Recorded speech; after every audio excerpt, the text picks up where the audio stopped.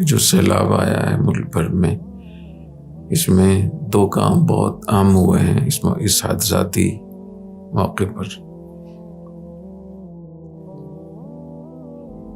ایک ہے کہ دینی مدارس نے، دینی جماعتوں نے بہت بڑھ چڑھ کے اس میں حصہ لیا ہے، رفاعی خدمات میں، لوگوں کی مدد کرنے میں، اور یہ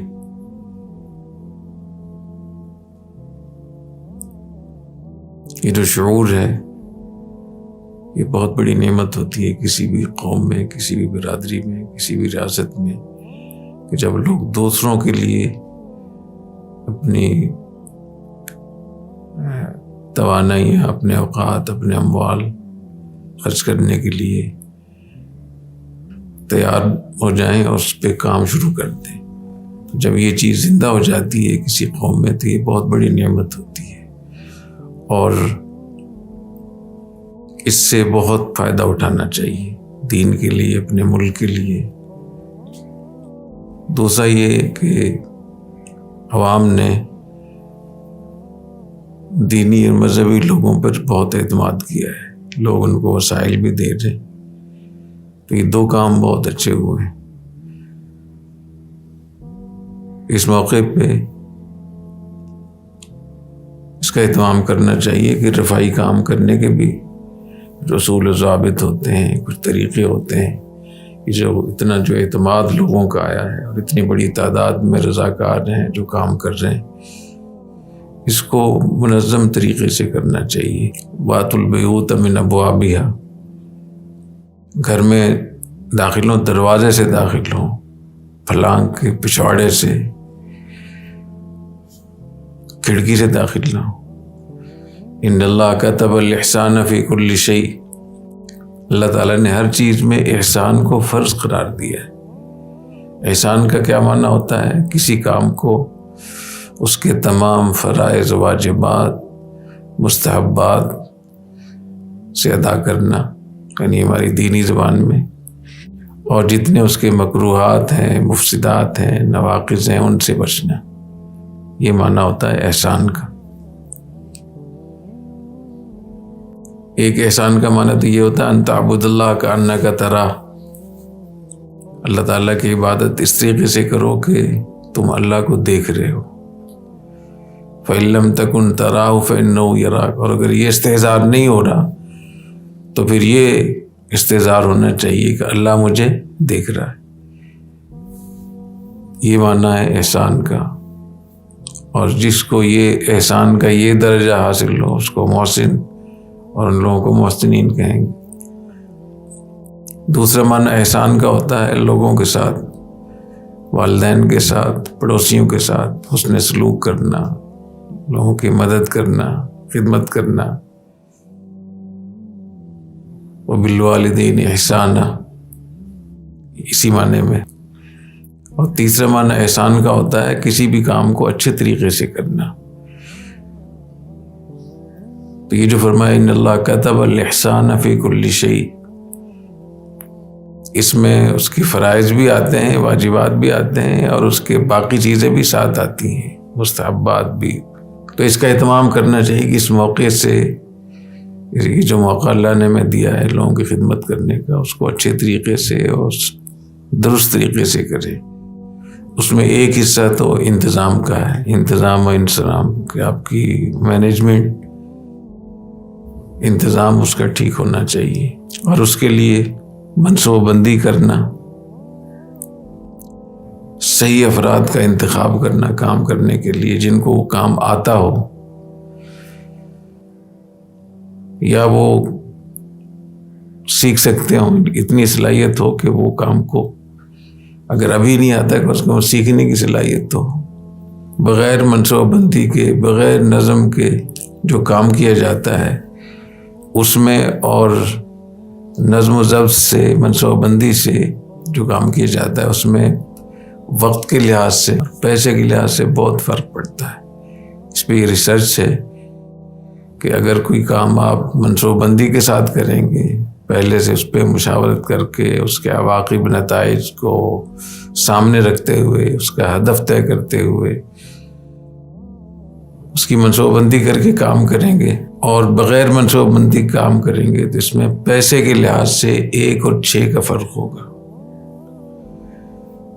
منصوبہ بندی سے کام کریں گے تو وہی کام 1 لاکھ میں 1 کروڑ میں ہو جائے گا، اور اگر منصوبہ بندی نہیں ہوگی تو اس پہ 6 لاکھ اور 6 کروڑ روپے خرچ ہوں گے وقت کے لحاظ سے۔ تو اس سے یہ ثابت ہوا کہ بغیر پلاننگ کے، بغیر منصوبہ بندی کے، بغیر انتظام کے اگر آپ کام کریں گے اندھا دھند ایسے ہی جیسے عام طور پہ ہمارے یہاں طریقہ کار ہوتا ہے، تو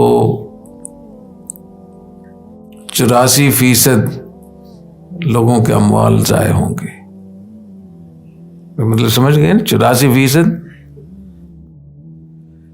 اور وقت کے لحاظ سے 1 اور 10 کا فرق ہوتا ہے کہ جو کام 1 گھنٹے میں ہونا ہے اگر نظم و ضبط نہیں ہے تو وہ کام 10 گھنٹے میں ہوگا، تو کتنا وقت ضائع ہوگا۔ یہ بہت ضروری ہے کہ جو کام بھی کریں اس کو منصوبہ بندی کے ساتھ کریں، اس کا جو ایک طریقہ کار ہوتا ہے اس سے کریں۔ دوسرا، اس میں انتظام میں مالیات کا حساب کتاب رکھیں۔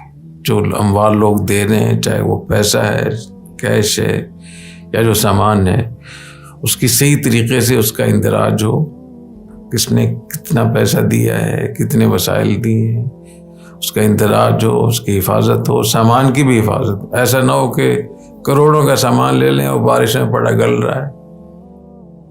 شوق بہت ہے کہ کام کرنے کا، لیکن آگے رضاکاری نہیں ہے، کام کرنے والی عملہ ہی نہیں ہے، تو وہ ضائع ہو جائے گا۔ اور بہت سارے واقعات ایسے ہو رہے ہیں۔ ابھی جو بارش ہوئی اس میں آپ نے دیکھا جو ویڈیوز آئی ہیں، کتنے بڑے پیمانے پر نقصان ہوا ہے۔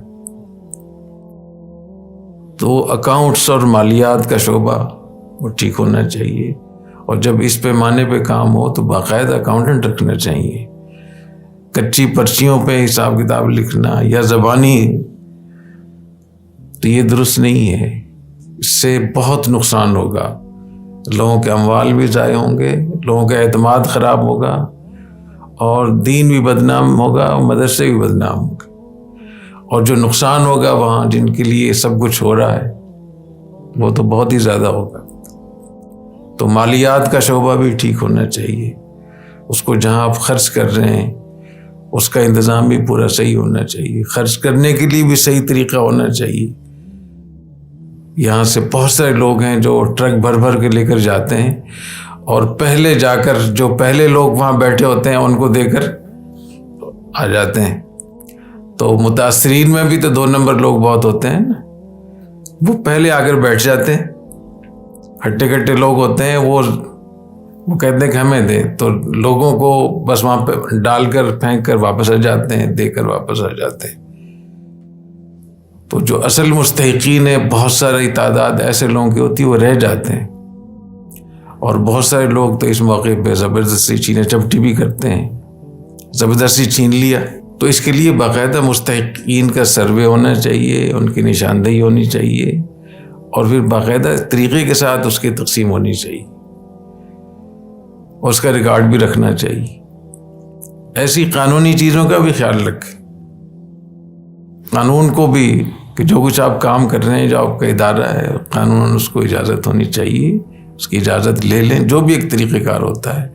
اگر خود آپ کے پاس قانونی ادارہ نہیں ہے تو اس ادارے سے آپ الحاق کر لیں جس کے پاس قانونی شکل موجود ہے، اس سے ایک ایگریمنٹ کر لیں، MOU سائن کر لیں کہ ہمارے پاس جو بھی کچھ آئے گا وہ آپ کو ہم دیں گے، اور آپ اس کے پابند ہوں گے، اس کا آپ اندراج کریں گے، اس کو لکھیں گے، آپ بتائیں گے کیسے تقسیم کریں گے اس کی ہر چیز، تاکہ ہم دینے والوں کو حساب کتاب دے سکیں۔ ایمرجنسی میں تو آپ یہ نہیں ہو سکتا نا کہ آپ ایک ادارہ بنائیں اس کو منظور کروا لیں، لیکن آپ یہ تو کر سکتے ہیں کہ کسی منظور شدہ ادارے کے ساتھ مل کر کام کریں۔ اس کا مجھے اندیشہ ہے کہ اس سے جو سیکولر قوتیں ہیں وہ اس سے نقصان نہ پہنچائیں گی، تو اس کا ہمیں خیال رکھنا چاہیے۔ اور سیکھنا چاہیے، کام سیکھنا چاہیے کہ رفائی کام کیسے ہوتے ہیں۔ جب کوئی حادثہ ہوتا ہے اس کی کتنے اس کے ابعاد اور کتنی اس کی گہرائی ہوتی ہے، کہاں اس کا نقصان ہوتا ہے، اور اس کو پھر کتنے مرحلے میں اس کو ٹھیک کرنا چاہیے، کتنے مرحلے میں کس طریقے سے کام کرنا چاہیے، اس کی پوری ایک یہ پورا علم ہے، یہ ایک فن ہے، اس کو سیکھنا چاہیے کہ رفائی کام اور فلاحی کام اور حادثاتی حوالے سے اس کو کس طریقے سے منظم کرنا چاہیے۔ اللہ تعالیٰ میں توفیق عطا فرمائے۔ سبحانک اللہم و بحمدک، اشہد ان لا الہ الا انت، استغفرک و اتوب۔